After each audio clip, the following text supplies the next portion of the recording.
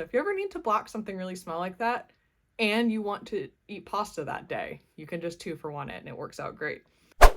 Hello, my name is Bonnie and this is my channel, A Knitter Obsessed. This is my knitting podcast where I talk about all things knitting currently going on in my life.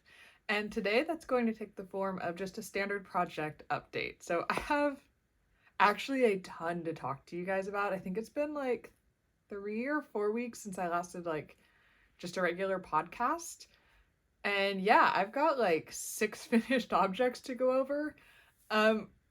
This was a good chunk of these were gift knits. One was a sample knit. And so of the 6, I only have 2 physically with me, but I have been taking pictures and getting like footage along the way so that I can still share the finished objects with you guys, because I'm actually really proud of a lot of these. I think some of my some of the proudest I've ever been knits have come out in the last month or so. And so I'm really excited to talk about all of these with you guys.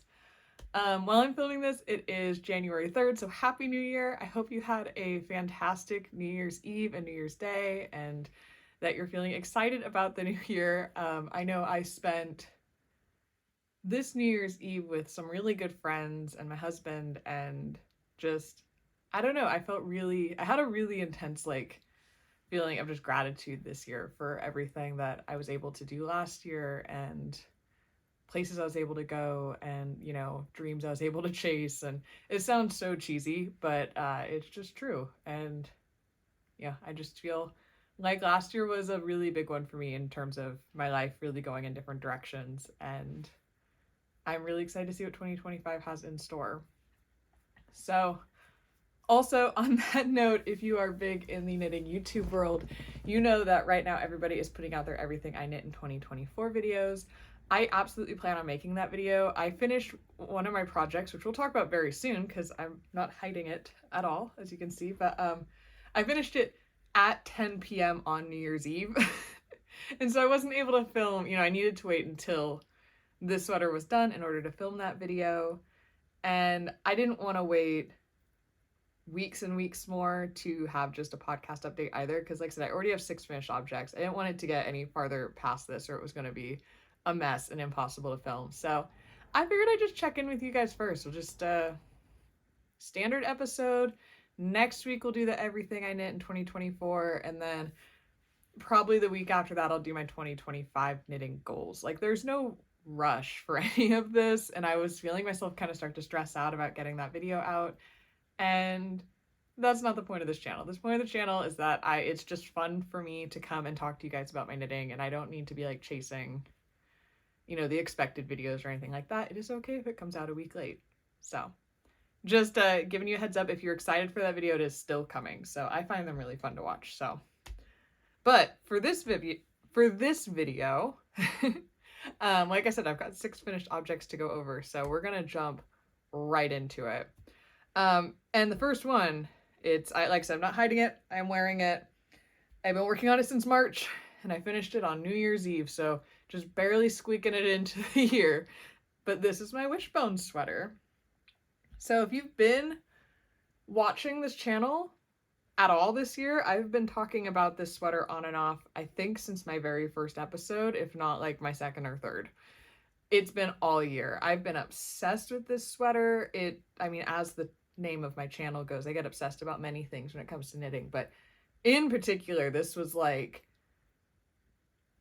I don't know, this seemed like so unattainable to me, but like I also had to make it kind of a feel. So again, if you're new here, I have been knitting for most of my life, but this is my very first year that I've ever made garments. I actually made my very first sweater this year. And so I went from being like, this just seemed like so gorgeous and amazing, and I did not understand how I could make this when I very first started making garments this year, but I went for it and I cast it on in March. And the only reason it took me so long is because it's a DK weight yarn held with a mohair, and I could not bring myself to work on it in the summer, and so it got stuck in a corner and kind of forgotten about for a long period of the year. But some stats. So this is the Wishbone Sweater by Veronica Lindberg. She's also known by Kuda Vakika on all of the socials. I knit this in 1 strand of Santa's Garn Double Sunday in the colorway Deep Red, and 1 strand of Knitting for Olive Soft Silk Mohair in the colorway Claret. Those were both recommended yarns for the pattern. The other combo she recommends is the Knitting for All of Heavy Merino with a strand of Knitting for All of mohair. So I went the Sandnes Garn option just because I liked the red option that they gave quite a bit more. I don't have a ton of the leftover yarn, but I'll talk about my yarn usage here in a minute. But as you can see, the deep red is a little bit, let's see, hide my face here. It's a little bit of a brighter red than the sweater came out. And then the claret is a little bit darker than the sweater came out. And so together I got what I think of as just like the perfect dark red color. I really like this color on me. I think it suits my complexion and my hair quite nicely. I'm not huge into like the color theory or anything, but I do know I like myself in jewel tones. So this one fits the bill. I feel really comfortable and happy in this color. The fabric itself is really nice. It's very soft. I don't have any issues with mohair. I've used the Knitting for All of mohair quite a bit and I like the way it feels. This is a very warm sweater. As you can imagine, with it being cabled and with this yarn combination, and it is very fuzzy. I have the lighting right now, I can really see the halo on it. It's a very fuzzy sweater. But it is very soft and it's very comfortable, so I really like it. There are two options for the neckline for this sweater. You can either do it with or without short rows. I chose to do it with short rows, so it brings the top of the sweater, the top of the neckline down just a little bit, and then it's a little taller in the back. Let's see if I find that really comfortable. I think if I ever knit this again, I don't think I will because it's quite a statement sweater and I don't think I need to own more than one of them. Like, no shade to the pattern. The pattern's amazing. It's not that I wouldn't knit it again for, you know, that reason, but I can't imagine owning more than one of these. But if I did knit it again, I think I would make the neckline shorter by like 2 rows, like just like a hair shorter. I think it would be a little easier to wear. And then I would absolutely do the short rows again. I think it would be quite uncomfortable if the front was as tall as the back, because it would be up to here on me, and I have a decently long neck, so I would be cautious. If you have a shorter neck, I would definitely adjust the neckline just a little bit. I knit the size small to medium. There's quite a lot of positive ease called for in this pattern, and so the size ranges sort of cover wide, you know, swaths of positive ease, and so I could have gone small medium or the medium to large. I went for the smaller one because I tend to feel like I'm a little uncomfortable pulling off like really oversized garments, and I am really happy. I think the fit is really good. I do think it is maybe like a touch more cropped than I would have thought to go with, but I completely ran out of yarn, so that's the reason I kept it cropped and didn't just adjust the length. But also I think it looks really nice. Like, I don't think it's a weird length or anything. I think it looks really good with my high-waisted jeans and is very easy to wear at this length. I did lengthen the sleeves by 1 pattern repeat, and I don't actually know that that was necessary. So like, I kind of wish I'd had the body or the yarn from lengthening the sleeves to add to the body instead, because the sleeves are quite long, but not too long. Like, I feel like that's still a very usable length. I feel like it's very like casual, like still very fashionable length, so I'm still happy with them. But yeah, I'm gonna stand up so I can show it to you just a little bit more. So here it is. You can see it's got a nice boxy fit. It hits right at like my low back, right at my hip bones. So cropped, but not too overly cropped. Like, this is my belly button, so, you know, a few inches past my belly button. It is a drop shoulder, so you do the back panel first, and then you pick up for the front panels. Eventually you join it all on the round, and then pick up the sleeves afterwards. And you do start by knitting the collar, so you don't have to pick up any stitches for the collar or anything. The only short rows are in the collar, so if you don't like short rows, the only ones that are there are technically optional. So, but yeah, I love this sweater. I think it just looks stunning. It is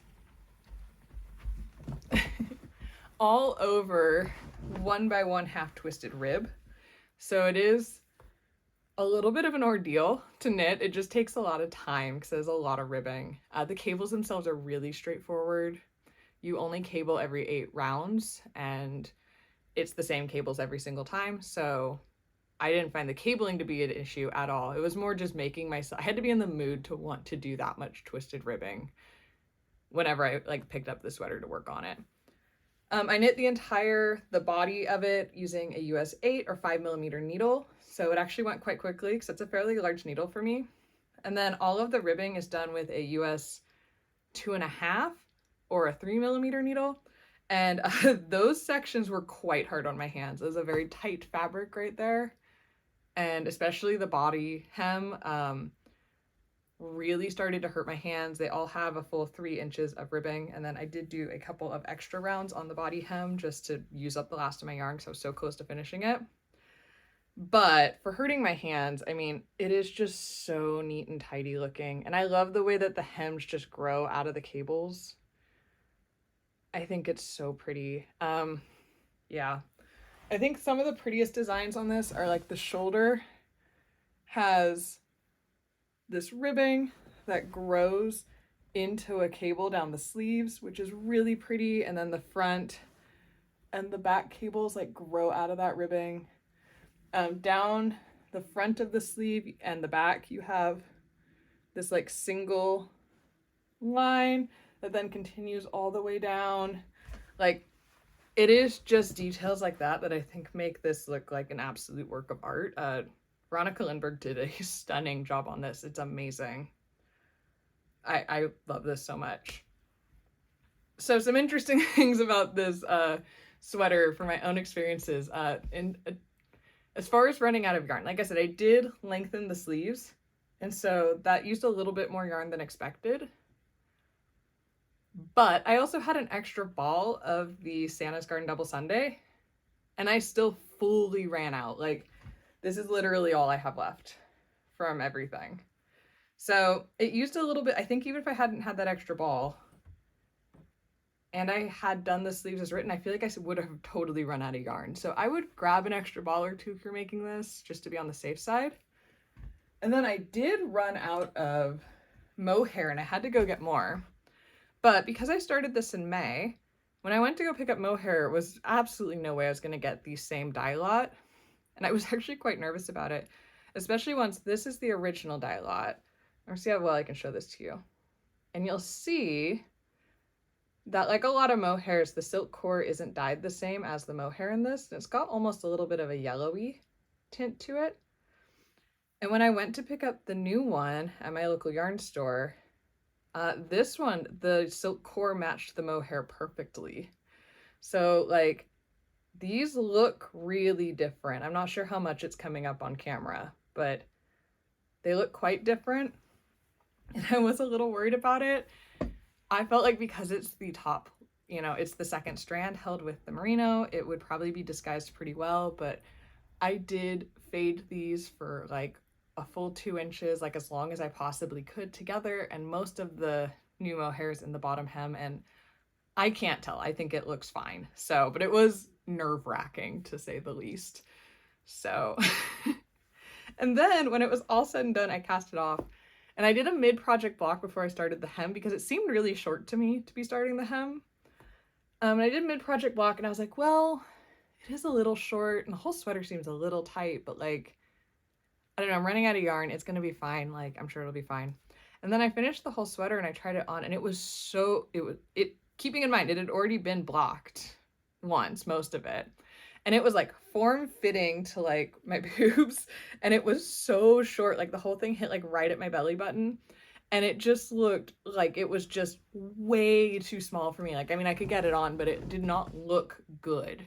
And I was so nervous, and I was like, I could not believe that I worked on this for 9 months and I'm not going to like the way it looks. And I was like, you know what? Block it one more time. Block it really aggressively, because I didn't really want to pin it out before because it was still like half on the needles, and I just didn't want to risk like, I don't know, messing with it too much and like losing stitches or anything like that.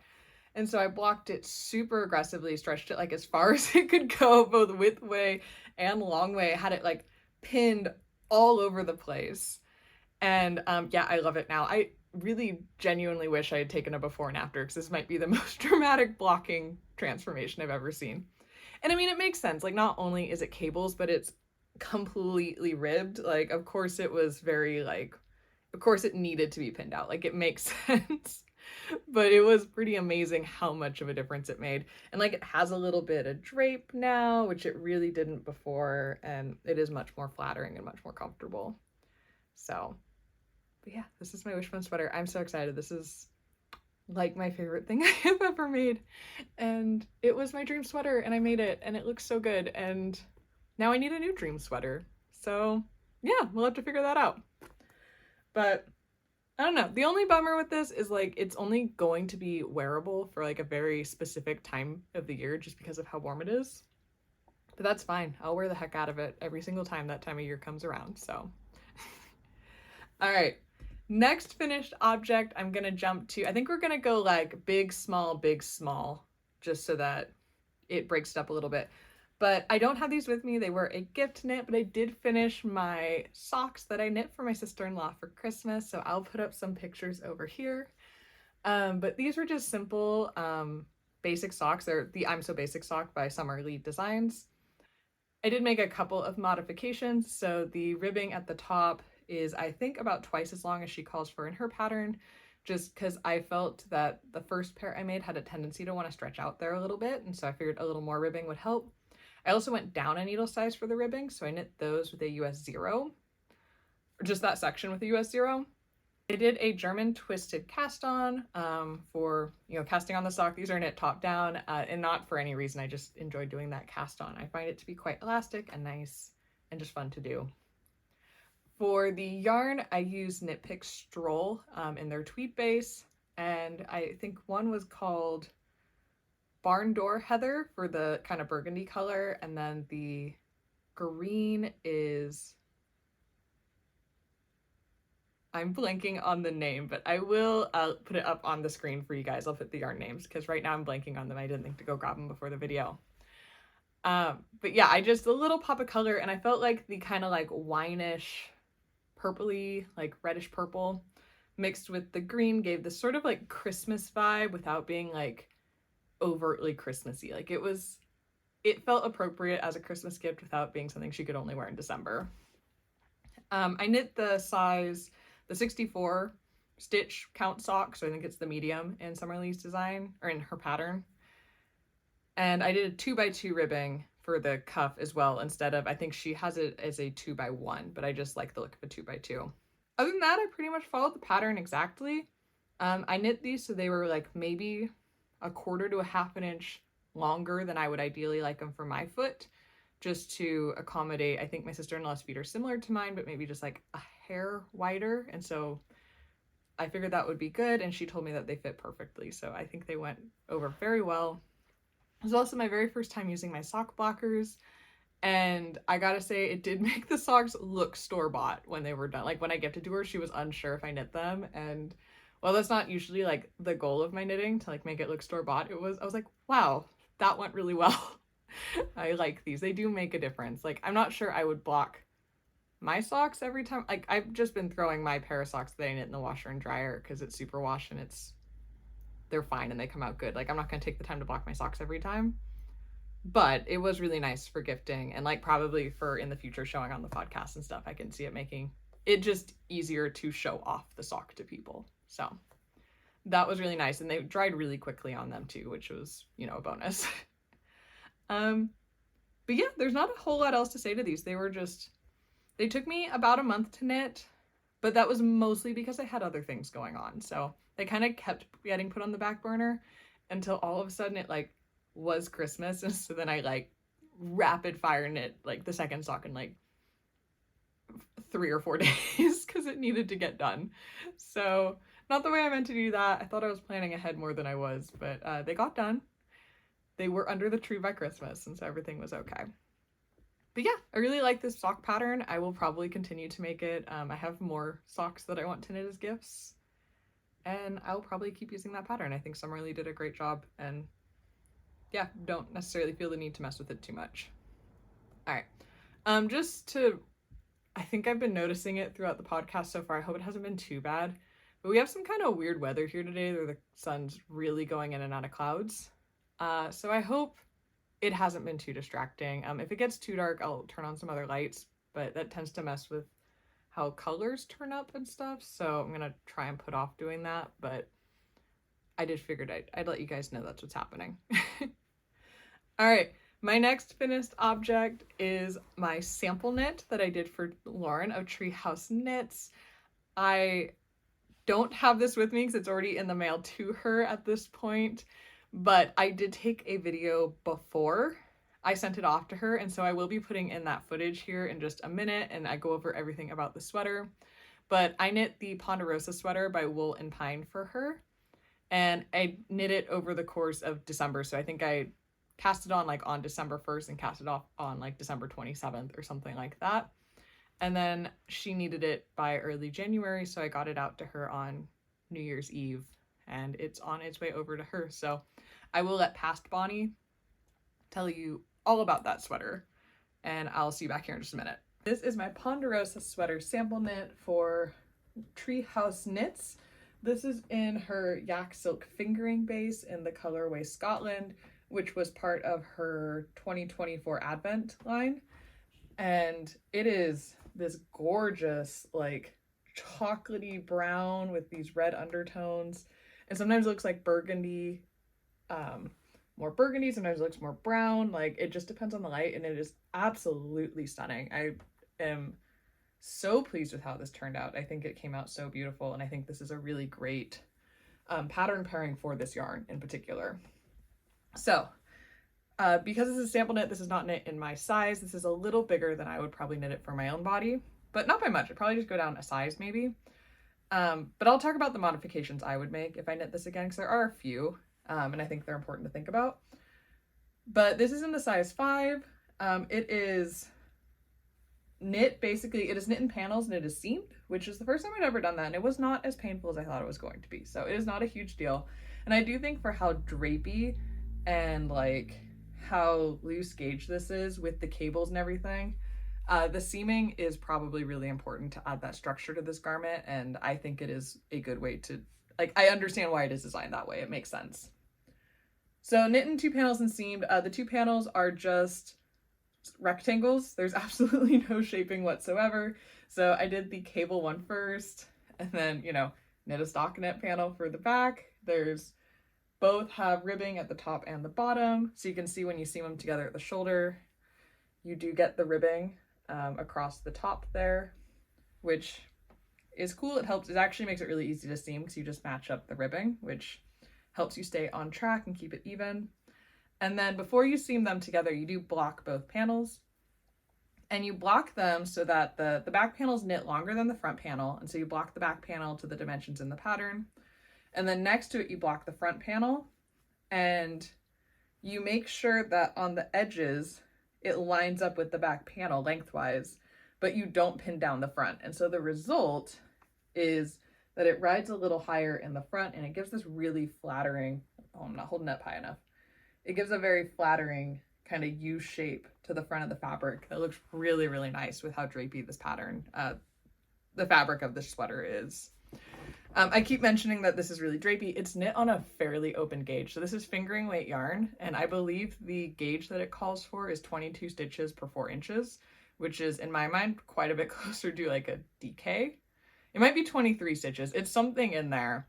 And so it's almost closer to like what you get with like a DK weight fabric or a sport weight. And because of that, you have this absolutely crazy drape. Also because of that, my tension looked horrible on this until I blocked it. But now you can see once I blocked it, it blocked out really nice, and you get really nice stitch definition and evenness, and it doesn't look messy like I was a little bit worried that it would. And yeah, it's really nice. Because of how open the gauge is, this is probably not something I would ever wear without like a camisole underneath it, but I wear camisoles under most of my sweaters, so I don't see that being too big of a problem. For the neckline, it does give a little bit of like a boat neckline, but there are more rib stitches on the front panel than on the back. And so what that does is it makes the back neck nice and tight, and it lets the front neck have some space. So it never feels like it's choking you, which is a very smart design. And then the width of the neckline is totally customizable because you just seam in as far as you want. So originally I did it with quite a wide boat neck, and I ended up seaming it in just a little bit more to bring it in. But it's very adjustable to what kind of look you are going for, which I think is also very cool. For the arms, you do, after you seam it, you pick up for the armholes and you knit the arms in the round, which is also nice. You do get some in the round knitting. You don't have to seam the armholes.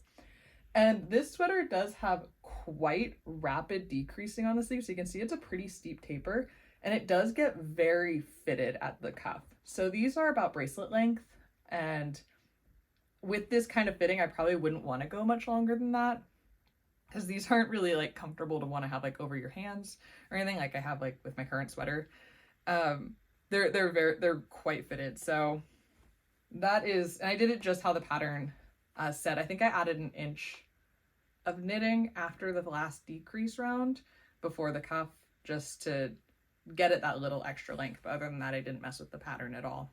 The cable design is a joy to knit. I absolutely loved it. It's you cable every other row, and it's an 8-row repeat, and every like 4th row you have 2 cables per repeat, but every like row in between that you only have 1 cable per repeat. So like, I don't know, it's just nice. It has a nice rhythm to it where it's like quick cable row, wrong side, longer cable row, wrong side, quick cable row, wrong side. Like it moves really nicely while you're working it, and it's not boring. Like I really enjoyed knitting this. And yeah, I genuinely think I might make myself one. There are just a few changes I would make if I made myself one. I wouldn't make any changes to the body necessarily. What I would change is on the ribbing, the 2x2 ribbing on the top and the bottom, I would probably do 4 pearls before I started the 2x2 ribbing, just because when you seam it, I don't know how well this is going to show up, but you can see that you have kind of a weird spot where there's like just 2 knit stitches right at the beginning because you're seaming and you lose a stitch. And it's not a huge deal, but it does slightly bug me, and I think it would look cleaner if I just had pearls there. So I would do that on the top and the bottom for both of them, and I think it would just look a little tidier. I would also omit a lot of the decreases in the sleeves. So I think I would probably, like I said, I would probably go down a size for the whole sweater. I would probably keep this size sleeve hole though for the one I'd make, and I'd probably do half of the decreases so that it would have a little bit of positive ease on it. And then I would go for a 3/4 length. So it would just be more like this sleeve if it was, stopped earlier, but it would have that kind of bagginess to it, which I just think would be a little bit more comfortable with how oversized the body of the sweater is, because this is meant to be a very oversized sweater. So I would definitely change that. I originally thought when I first started knitting this that I would like change the gauge or like knit with a thicker yarn, but I think I'd keep it exactly the same, because like I said, this drape like cannot be rivaled. It's so pretty. And I would probably knit it in the yak silk fingering. I think this is an amazing yarn to match with this pattern. It is a pricey yarn because it is hand dyed, but I will be getting compensated for knitting this because it is a sample knit, and so I will probably be putting some of the money towards a few skeins to knit this. But yeah, that's the Ponderosa sweater. I think it's fantastic. It's very, because the geometry of it is so simple, it's very customizable. There were lots of video tutorials in the pattern so that, if there's anything you weren't sure about, you can watch the video tutorial. She goes over all of the seaming. She goes over the cable pattern itself. She goes over how to customize the fit. Like, there's just a ton of information, and it's a very simple pattern. So it's only a few pages long, and it's very intuitive. It's a nice one to follow. I think if you're looking for like your first cable pattern or something, this would be a really cool one to start with, because I didn't have any hiccups on it or anything. So the only thing that was a little funky, and it's fine, it just took some trial and error, was, seaming ribbing together. You do have to be careful to, do some extra work to make sure the ribbing is lining up, because if you just perfectly match the stitches back and forth, it will offset it by about half a stitch.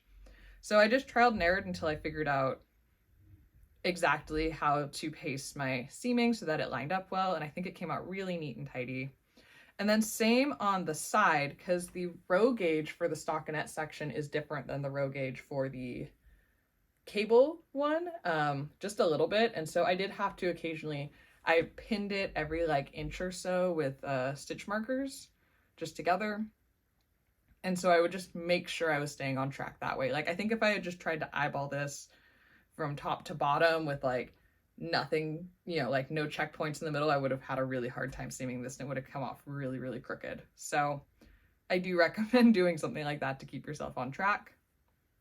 Oh, and then the pickup rate for the sleeves, again, because the row gauge for the cable side and the stockinette side are different, the pickup rate as you're picking up for the sleeves does change a little bit. So I found that coming up the front, I was doing like basically every single stitch, maybe skipping like one or two, but basically every single stitch I was picking up for the sleeves.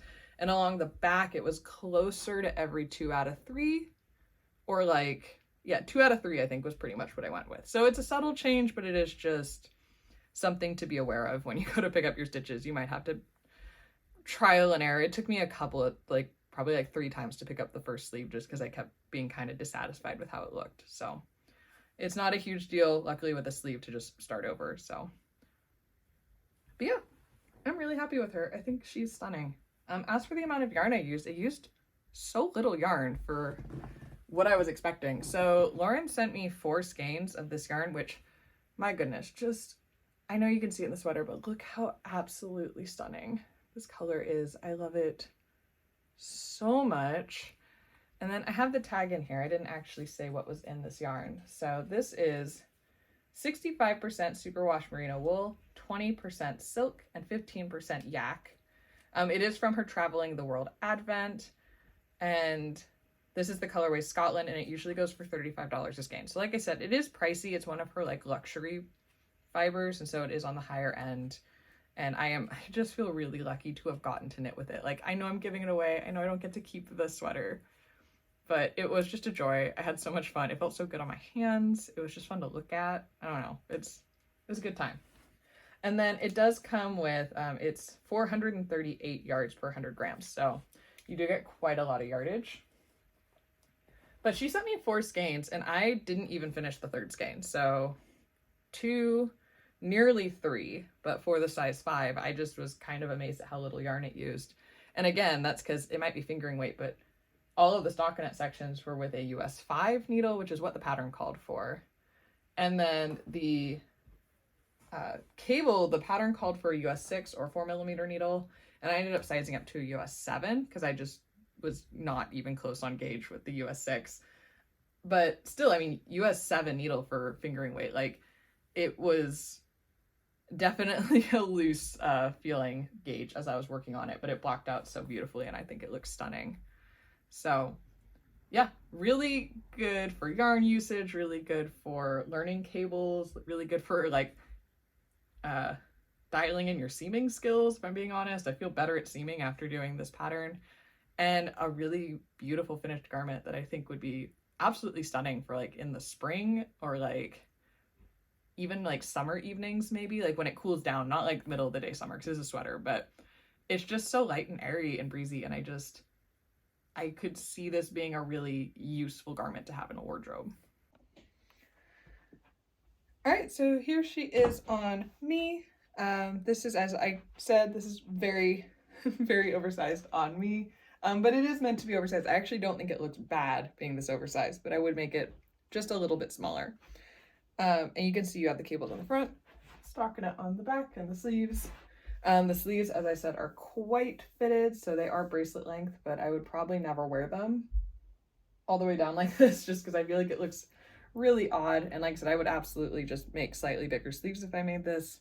This isn't 100% my preferred style, but I just think for how simple the construction is, the finished garment is just, it's really nice. It's really polished looking. It's very stunning. The yak silk gives it like this teensy tiny bit of halo that looks so beautiful, but like the silk makes it feel really just smooth and breezy.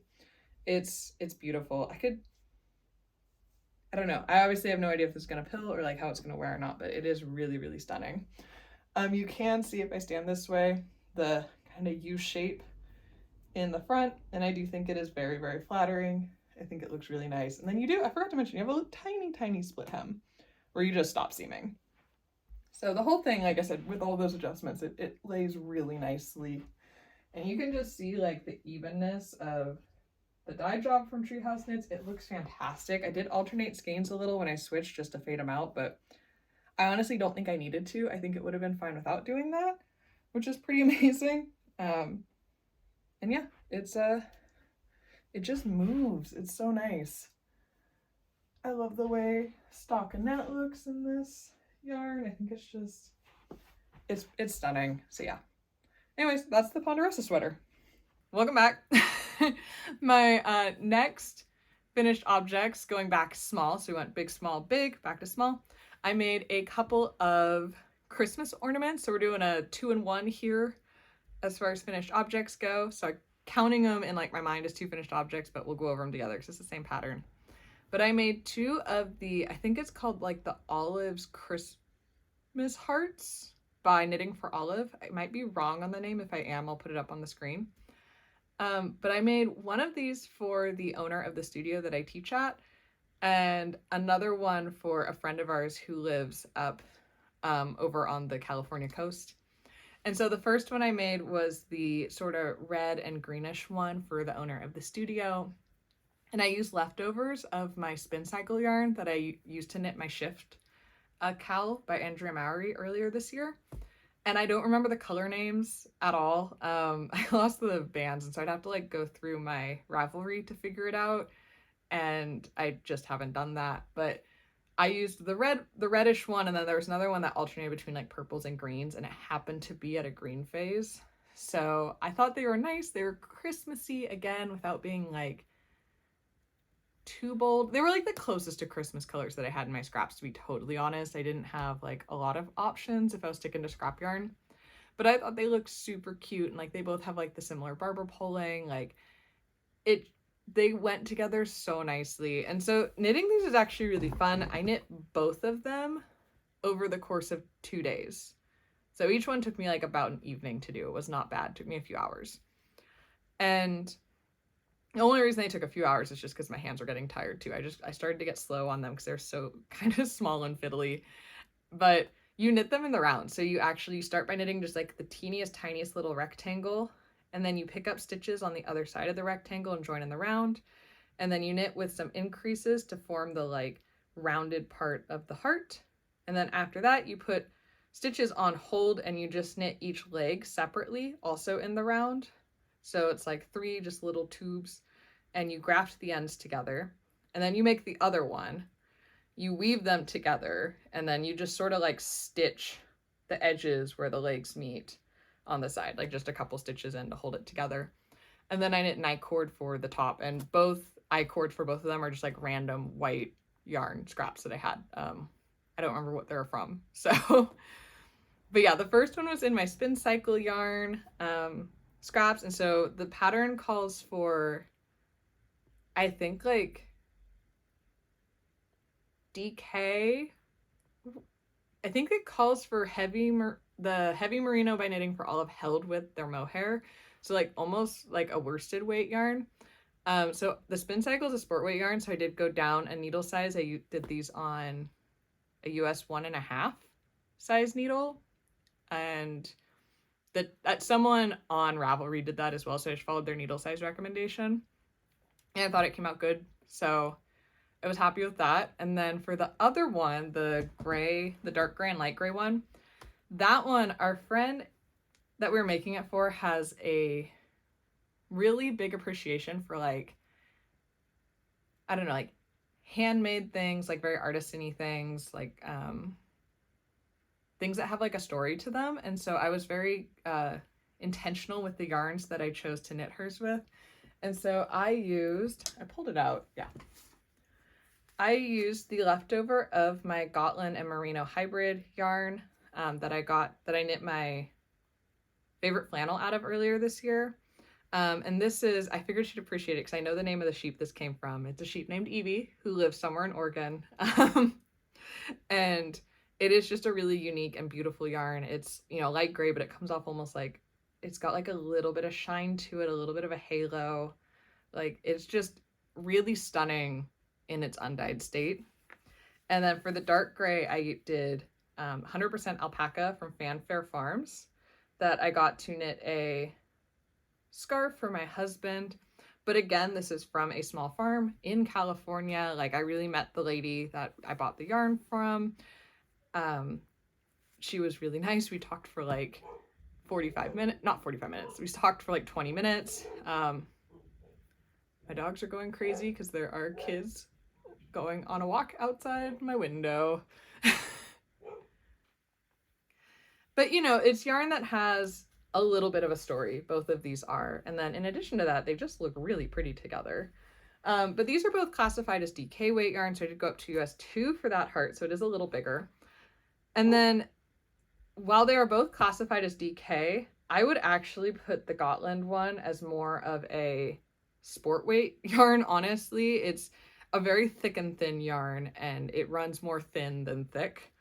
Whereas the alpaca is a little fluffier. So they did have a different row gauge, and it was noticeable in the heart. So I knit the Gotland half first, and then when I was working on the alpaca one, I just omitted, I think I left out 2 rows in each of the legs, and I left out 1 row in the like heart, like curvy part of it. And then they worked out well. They were close enough to the same size I could make it work. For both hearts, they were like a little wonky after I knit them, which is, you know, understandable. Like, they needed to be blocked, but I didn't want to like block them. It seemed like a lot of work. And so I was planning to steam block them. I have a steamer. And that day I was making mac and cheese, and I was like, wait, I got a great idea. And so to steam them, I just held them both over the boiling pasta water and just sort of like patted them over the pasta water and like just patty caked them, laid them flat on the counter, and worked great. They looked fantastic afterwards. So if you ever need to block something really small like that and you want to eat pasta that day, you can just 2-for-1 it and it works out great. Pro tip. All right, so that's all I have to say about those. They're nothing fancy or crazy. I just thought they were super cute. And if you're looking for a quick Christmas gift, I think they are like a high impact. Like they look really nice and really cute, and you can really play with your yarn scraps. Like, they used almost no yarn at all. It was fantastic. And I will, I think, 100% be making more. I'd love to make them like throughout the year so that I can have a bunch to give away at Christmas. But I wouldn't want to make like a ton in December because they are kind of hard on my hands. And so I would want to space it out a little bit. All right, final finished object. We are getting there. This has been a long ride. So thank you for sticking with me, guys. But this one has not been fully blocked yet. I did steam block it, but it does need to like have a proper block. But I knit another Ranunculus. It is in this lighting really matching my Wishbone Sweater, but in person it is a little bit more pink toned, berry toned, whereas this is more of like a ruby tone. So there's a little bit of a difference, but yeah, you can see it's a little bit more raspberry. But I knit one of these earlier this year. I'll show that really quick. And I knit this in I think it was a merino and silk blend. And I really liked it and I got a lot of wear out of it. But for it being kind of a summer style shirt top, it kind of wasn't the right yarn choice. And it's a little hard to wear it, you know, just the wool and it, while it's like hot and you're getting sweaty in it and it kind of wants to felt, and you know, it just wasn't great. And so I've been wanting to make another one that's in a little bit more of a usable fiber. And so I bought the yarn for this during the Knit Picks sale, the like 246 sale that they have. And I knew I was going to make a ranunculus with it, but I thought it was going to be a summer knit, you know, I wasn't planning on doing it anytime soon. However, we are actually going to Mexico in a few weeks for a family reunion for my husband. And one of the nights that we're going, it's going to be his great aunt's, trying to figure out the family tree for a second, 85th birthday. And we're going to a nice dinner and all that. And so I was trying to think about what I wanted to wear. And I have this really pretty green skirt with like these bright like pink and fuchsia like big floral design on it, and I was thinking it'd be really nice to have something to wear with that. And I was like, wait, that yarn that I got from my Ranunculus would be perfect. So this is knit specifically to fit with that skirt. So I made a couple of modifications based on my other Ranunculus. I went up, I did the wider neckline option for this. This is down a needle size from what the pattern recommends. So I knit this on a US 9 or 5.5 millimeter needle. The pattern calls for US 10, and I was just finding that I didn't like how open the gauge was on that. This is definitely still see-through. Like, you would never wear this without a top underneath. It is a layering piece. But yeah, so I went with the wider neckline. I went with the cap sleeves, which is what I did last time. And I just really like the look. I like the way this fits my body. It looks very nice and flattering. I knit the size 5, which would be huge on me if I was on gauge. But I'm pretty far off gauge. So it's definitely oversized, but it's like more like 6 to 7 inches oversized as opposed to like, I mean, it would have been quite oversized if I was on gauge. And then the biggest one is I knit it really cropped. There's not much length here at all. I omitted the ribbing and instead I repeated the purl and slip stitch pattern that's in the yoke. And then I bound off with I did knit 2 together through the back loop, and then you bring the stitch back over, knit 2 together through the back loop, bring the stitch back over, bind off, which I think gives a very nice little braid, especially in the linen. It just came out really crisp. The first time I did it, it came out super flared out and like crazy. And so I went back and I put in a couple of decrease rounds in this bottom section. So I did 4 total decreases, 2 on each side. Then I did the purl rounds. Then I did the same decrease round, and then I bound off, and I went down a needle size to a US 8. And that helped quite a bit. It just kind of brought it. I wasn't going for like a true decreasing. I was just trying to like limit the flaring a little bit. And then when I put it on with the skirt, it was cute, but it was, because it was so cropped, I felt like it was too cropped for like how oversized it was. Like it didn't have time to like really settle on my body. It just sort of felt like it didn't have like the weight yet to like really lay right. And so what I did, and I really, really like the way this looks, is I pinched in the sides and I kind of seamed them together right here. So there's this little like pleat and it tucks in and it draws in at the sides just a little bit. And I did it on both sides. And with the skirt, it's so cute. I'll put up some pictures of me in the whole outfit all together so you can see how it looks, but it hits right at the waistband of the skirt. The way the pleats worked, it makes it so it's a little longer in the back than in the front. I think it's super flattering and I'm really, really happy with it. So I still need to block this. Like I said, I steam blocked it basically to make sure that everything I did worked and wasn't like completely off base before I dunked it in a bunch of water and had to wait, a little while for it to dry. So, but yeah, I'm happy that flew off the needles. I started it December 27th. Right after I finished my Ponderosa sweater, and it was done on January 2nd, so yesterday. And it would have been, I cast it off the first time on January 1st on New Year's Day, but like I said, it was all flared out and crazy, and so it took an extra day to fix that. But I'm really happy with it. I think it just, I don't know, I think it looks really polished and really like it looks hand knit obviously, but it doesn't look like, it looks very polished and put together and well designed. And yeah, I'm really, really happy with how that one turned out. I'm not sure that I need many more Ranunculuses at this point. I'm not gonna like keep knitting these forever. But I did just know that there were some improvements that I wanted to make for my first one, very primarily in terms of fiber choice. So as much as I love the other one, it is starting to look quite worn. And that is 100% down to me trying to wear a very soft merino and silk type of fabric in the summer, which is just not the best idea ever. So that's it for finished objects. I say that was so many finished objects. It's okay that that's it for them. I am going into the new year. I only brought one whip with me and I haven't done anything. This is the same as last time you guys saw it because I've been working on everything else. But this is the only whip that made it into the new year with me, and that's my Kip Sweater by Rebecca Clow. So this still needs the body hebbing and both sleeves, and this will probably be my primary whip for a little while until I get it done.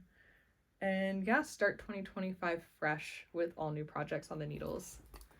I did just this morning, because I was a little too sleepy to figure out picking up like sleeve stitches, cast on for my next hue shift Afghan for my younger niece that I have planned. And so this is another 2025 long-term project. This is probably going to take me most of the year. And so I figured I would cast it on just so it's like around and I can pick it up when I want to, but there's no real rush on this one. So another hue shift Afghan, which is a pattern, it's a Knit Picks pattern, but it's designed by Kerin, Dimeler-Laurence. And I knit one last year. If you're new to the podcast, you can go back and find my podcast or talk about the blanket. But I did gift the other one to my oldest niece, and she absolutely adores it. I mean, like, just keeps telling everybody about it and how much she loves it. And her mom keeps sending me pictures of both her and my brother using it, which is really, really sweet. And I'm so happy it's getting loved the way that I wanted it to be. But yeah, so I've only got like 3 rows in on this, but that is technically my other whip at the moment. And I do have some acquisitions, but I'm not going to go over them in this video. They're going to get covered when I do my 2025 plans video, because they're all concrete plans that are going to make it into, you know, I made a Make 9 board and all of that. And so I'll cover my acquisitions there because that's where it makes sense. And this video is long enough and it's probably time for me to wrap it up.